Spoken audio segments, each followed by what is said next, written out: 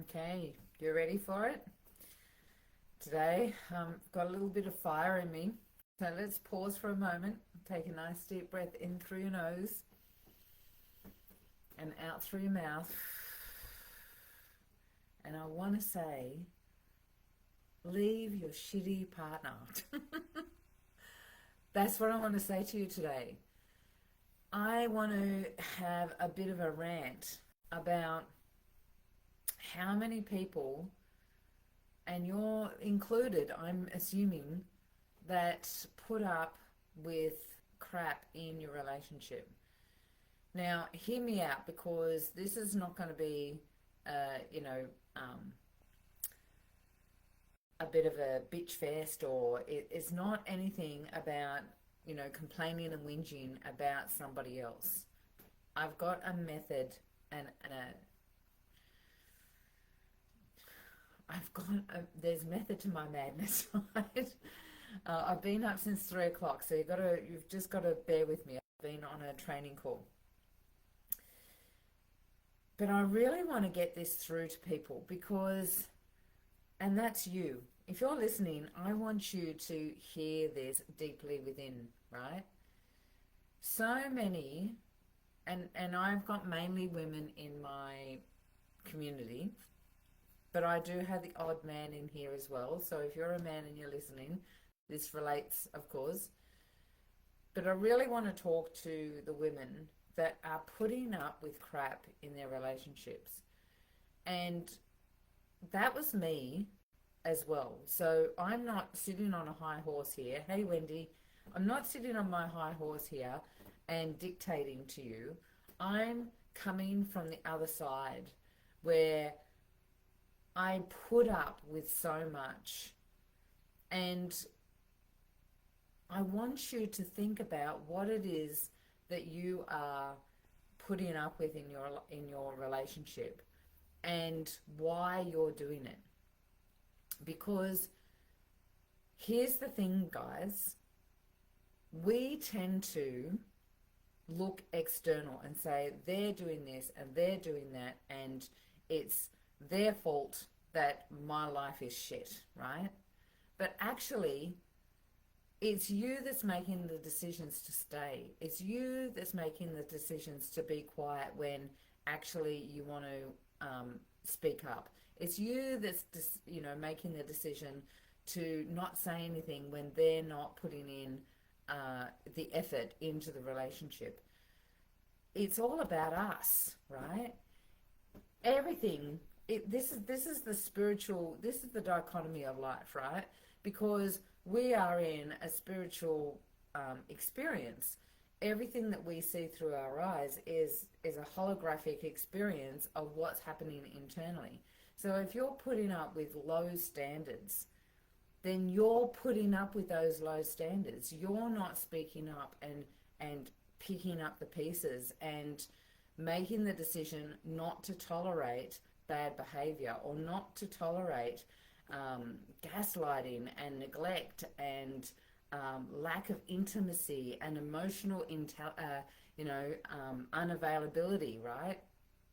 All of these things is what we're putting up with, but there's a reason underneath that, right? There's layers underneath of why these things are our standards, and we're settling for less than what we desire or we deserve, or we're willing to put in the work ourselves. So many people I see are in relationships where there's gaslighting, where there's lack of empathy, where there's no coming in and looking at self-responsibility, self-leadership, all of the things that are required in a relationship. Now, I get it. None of us were given a very good example. Like, if you have parents that are still together and in a loving relationship, you are in the minority, right? And if that's the case, definitely check out what and ask them what kept you together, what supported you to stay in this relationship, what were the steps that you took and the disciplines and the commitment that you took, because no one was taught how to build a relationship in school. We were taught by TV drama series, right? We were taught by two people often in our household that were struggling to make ends meet, you know, in the 60s, the 70s, the 80s, whenever you were a little kid and watching your parents. They were doing the best they could, and there was no emotional intelligence back then. There was no, you know, speaking up and having your voice heard, and let's have a amicable conversation as adults. There was often, you know, screaming and yelling and trying to get, you know, your voice heard in some way, or shut down and isolated and not being heard at all, and not even trying because you know you won't win, right?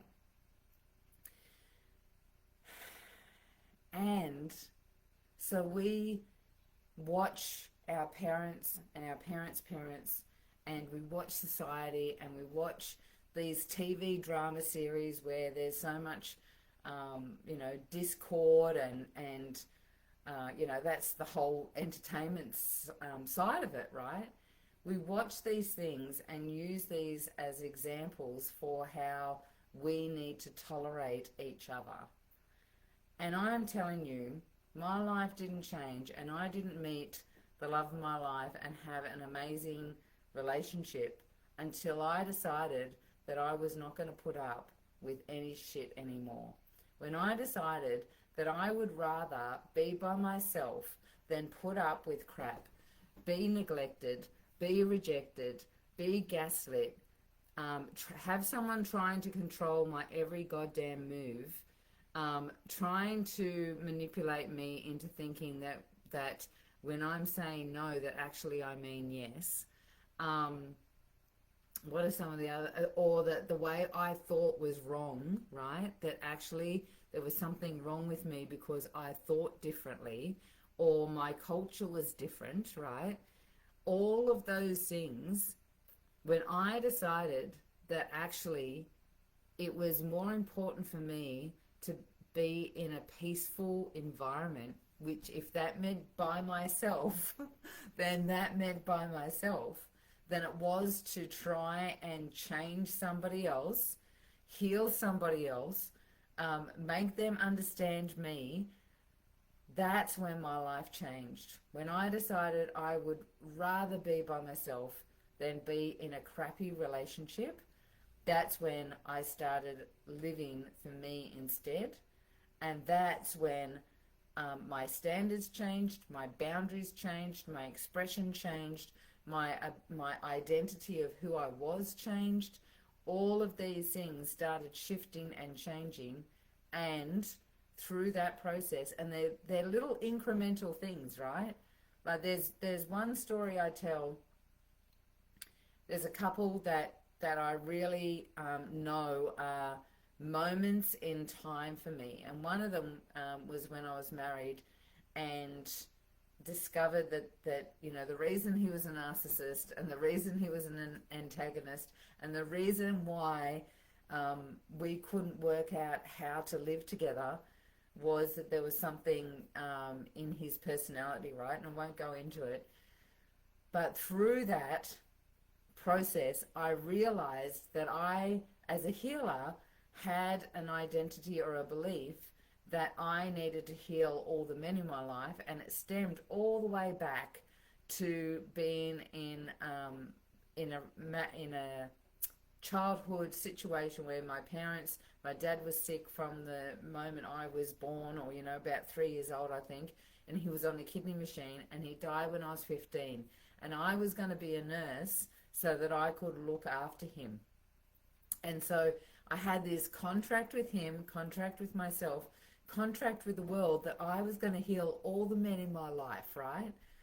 And when I picked up that thought and realized that it was there and shifted it, I was instantly able to let go of that relationship. that was emotionally damaging, emotionally abusive, neglectful. My children weren't having a good time in the relationship either. There was all this stuff that was going on, but until I could work out why I kept on staying, why had I created this relationship, what did I need to work out in myself, what was the belief, the definition, what was going on internally, that the vibration needed to shift in me so that that molecule of trying to heal everyone was able to be shifted, released, cleared, whatever, recoded, so that I didn't have that, and it didn't have the same frequency for the next people, lot of potential partners that were coming into my reality. And so by shifting that, I no longer attracted men that I needed to heal. And that's a big call, right? Because so many people, now it doesn't mean that I attracted men that were completely healed. It just meant that they were men that were willing to do the work themselves, on themselves, for themselves, and weren't reliant on me. And that's the same with, my beautiful partner now, Tim. He is all the way in. He's doing his own work. He doesn't come to me and try and get me to do the work for him. He's finding his own way. He's sharing it and communicating it, and we have fun with it. Like I share my processes, he shares his processes. That's the sort of relationship that I wanted, and I fought myself all the way through to get it. All those beliefs of not good enough, all those beliefs of this is all there is out there, I only deserve men like this, all the good ones have been taken, I'm too old to try again or to start again, it's not that bad, I'm too much and I'm asking too much from someone. Oh my God, I had so many beliefs that I had to clean up in my frequency to actually change the way I was behaving and the standards that I was prepared to have, the boundaries that I was prepared to have, the behaviors that I was prepared to tolerate or not tolerate. All of those things happened because I did the internal work first. So when I say leave your partner, right, I'm not saying to, they're a control freak, so it's all their fault and I'm going to leave. Because if you don't do the work that stopped you from standing up for yourself and choosing what your boundaries are and having a voice and speaking your truth and showing up for yourself, if you don't clean those things up, then you're just going to have another same person, different face, right? So it's not about leaving them because they're bad. It's leaving them because you've done all the work on yourself. You've done all the work on the relationship. You've tried everything, you've gone to a counselor, or you've come to see someone like me that has been able to support you, a coach that's able to support you both to move through the stuff where both people are working together on themselves to clean up whatever's going on. If you are still in a relationship where you've done everything that you possibly can and you've looked at all of the things that are going on for yourself that need to be cleaned up and it's still happening, that's when I say, man, just leave. Leave. Because if you're putting up with stuff, then there's something that needs to be looked at in your in your internal environment, in your internal belief systems. And often it is this thing, especially for women, that we have to nurture and love and support and serve, and that we have to put up with shit while we're doing it. You know, like people pleasing, the bloody good girl syndrome that we all talk about. Well, it's about time that we start doing something about it, because more and more of us that actually stand up and have higher standards for who we are and what we will have in our environment, the more our men will have to stand up and go, oh, they're all leaving us.